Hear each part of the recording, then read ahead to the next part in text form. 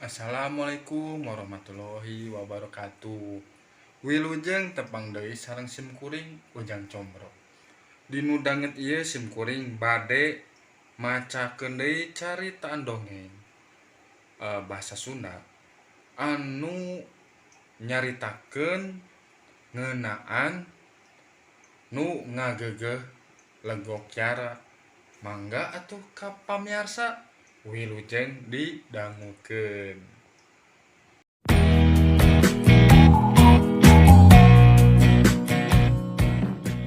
Dongeng bahasa Sunda carita ngeunaan legok Kiara. Geus mineng pisan emod ngadenge eta tempat teh. Tapi ari ngahaja ulin mah tacan kungsi. Lain teh hayang ngan sok dicarek bae ku indungna. Keur mah batur oge tara aya nu wani arulin ka dinya. Keur mah tara aya oge anu wani arulin ka pabelah dinya. Tong boroning barudak.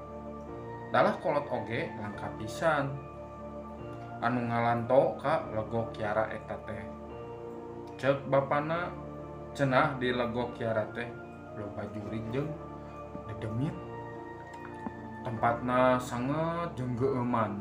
Da puguh aya tangkal Kiara anu jangkungna ka bina-bina. Areuna ngagangsar kana taneuh. Tapi emod henteu percaya teuing kana eta beja teh. Nah, nya di dinya teh aya jurig. Peuting eta bapana jeung Mang Apin ngobrol di patengahan. Ari Mang Apin teh tukang ngurus pakaya Pak Emod. Urah macul jeung nyeboran sawah. Sok disebut panyawah ku urang lembur mah. Mimitina mah Emod oge henteu malire kanu keur ngobrol di patengahan teh. Anteng bae maca buku di pangkeng. Tapi basa bapana nyabit-nyabit legok Kiara, manehna ngadadak curing hap. Malah tuluy kaluar ti pangkeng. Api-api nyamperkeun indungna. Padahal mah leuwih eces anu keur diobrolkeun ku bapana jeung Mang Apin. Bakal loba nu milu isuk teh Pin, ceuk Pak Emod bari menyot padudanana. Ku kinten-kinten mah anu kagungan sawah di wewengkon legok Kiara, sadayana bakal angkat. Malah jang obay mah saurna bade nyandak obat beurit. Kenging meser ti kaude. Halus weh atuh ari make obat mah pirakun teu pareh kabeh. Geuraheun Pak, da liangna teh sanes di dinya wungkul. Di saerang Pak Haji oge aya anu tebih ka sawah. Sok aya nu mendakan beurit. Ceuk Mang Apin bari kop kana bubuy sampeuh. Suruput nginum cikopi. Bade naon kitu enjing teh mah? Emod nanya ka indungna. Kawasna mah can ngarti kanu keur diobrolkeun ku bapana jeung Mang Apin. Rek moro beurit, apan geus 2 taun. Panen teh tekor da parena ge beak ku beurit. Emod jadi inget kana caritaan si Sadun basa balik sakola. Cek si Sadun oge apan isuk teh rek moro beurit. Kumaha morona mah? Mah oge teh nyaho jik tanyakeun bae ka bapa hideuk. Ceuk indungna bari ngarongkong sepaheut. Najan can ngarti keneh, ari nanyakeun mah Emod teh teu wani. Bisi disangka kokolot begog. Ongko ka tembongna bapana teh keur ngobrol dari anaker. Nya kitu we atuh Pin. Kebeneran isuk mah bapak teh moal milu. Aya kaperluan ka kacamatan. Jadi wakilan bae ku Apin. Sumuhun mangga. Da bapak mah geus tunduh ieu teh. Peuting kamari ngaronda nepi ka jam 3. Mang Apin rek sare di dieu. Sumuhun Pak. Da wangsul oge tos wengi teuing kaleresan pun bojo nuju teh aya.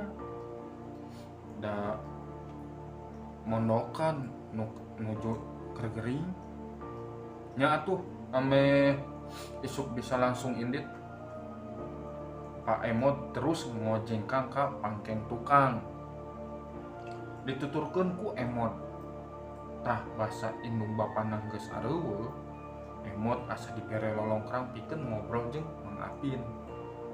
Mang, kolomna deenggon Emotnya pokna bari ngadeukeutan Mang Apin anu keur nyerbung udud. Ararisin atuh Cep, emang mah barau domba.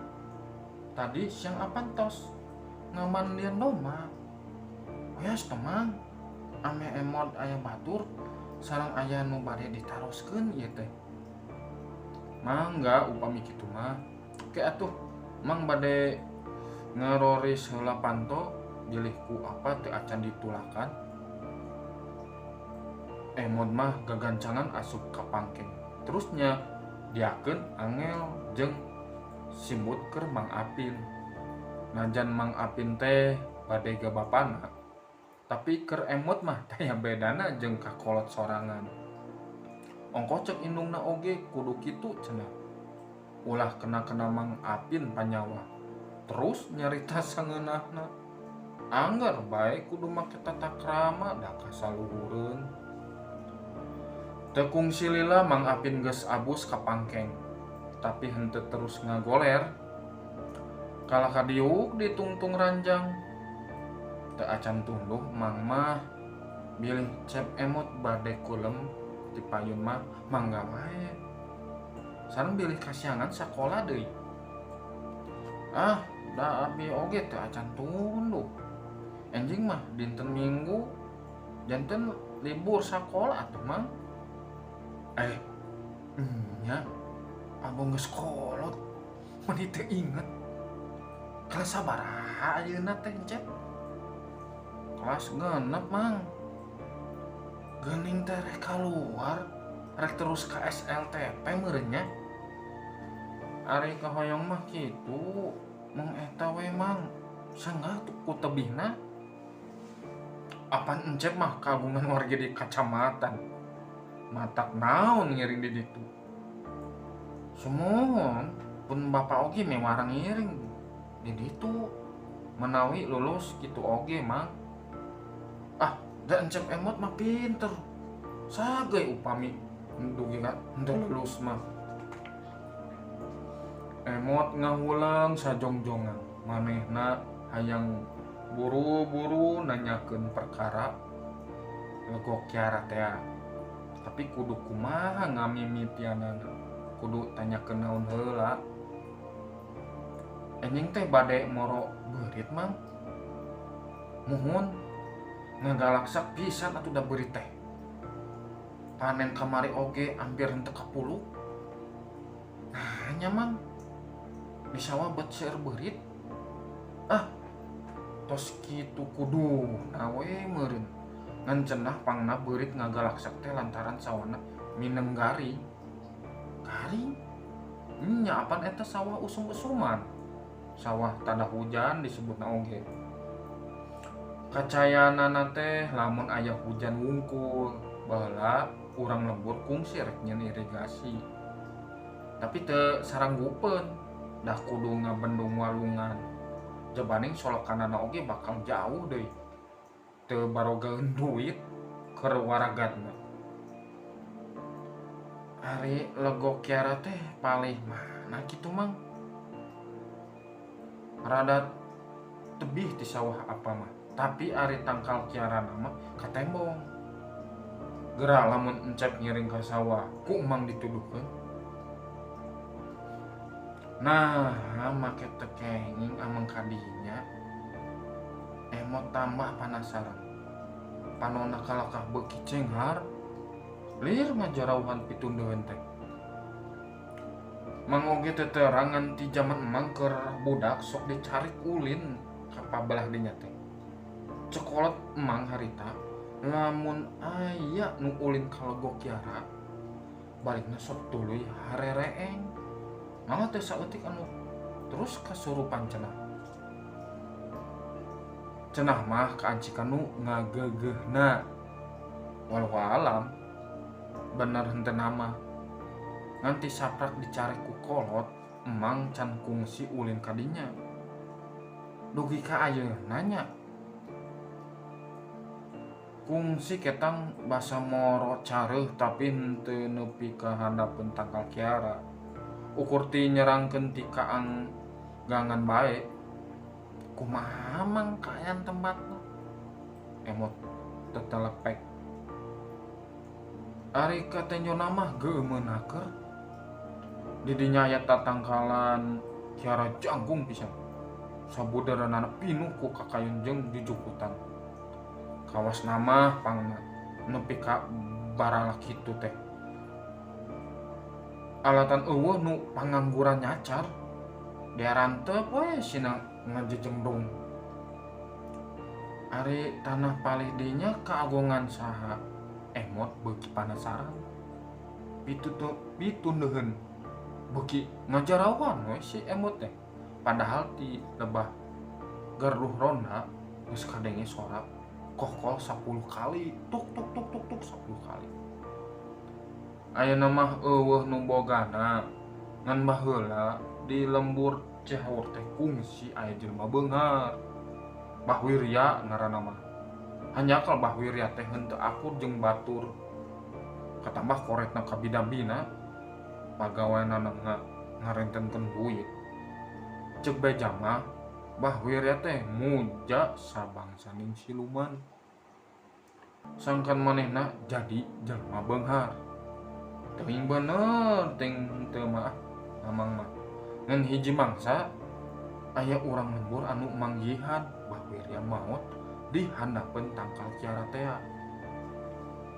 aya nu maehan panginten kawas nama tapi dah henteu aya tapak pakarang dina awakna oge ongkoh Bahwirya teh boga kasakit sakelor deui tah ti harita wewengkon lego kiara tambah geuman magarkeun Bahwirya ngajujurigan meureun reuy bulu unduk emot ngadadak carangkan paingan atuh eueuh nu wani ulin kadinya anjing emot ngiring moro beuritnya mang tapi kedah wawartos heula ka bapa sumohon atuh ceuk emot bari ngagoledag kana kasur sajeroning peureum bet ngolebat dina lamunana wewengkon legok kiara anu cara neom emot ngabirigidi dah sakitu pamirsa dongeng bahasa Sunda carita anu ngeunaan legok kiara nya eta teh temana tinu judul anu ngageugeuh legok kiara nuhun pamiarsanya terus didangukeun ieu dongengan teh panjang ji ujang combro engke bade ngidangkeun di dongeng tah ieu judul sareng temana ieu teh bagian pertama mung kitu engke bagian salajengna diteraskeun ku ujang combronya nuhun pisan dukunganna kanggo pamirsa ka ujang teh nambah dugi semangat gitu mun atunya kararesan rada socet teh rada gumori cai kieu tuluh ujang bade istirahat heula engke atuh di lajengkeun deui dinu waktos nu sanesnya bagian kaduana mangga atuh ka pamirsa ujang bade pamit heula amit mungkur amit mundur wassalamualaikum warahmatullahi wabarakatuh.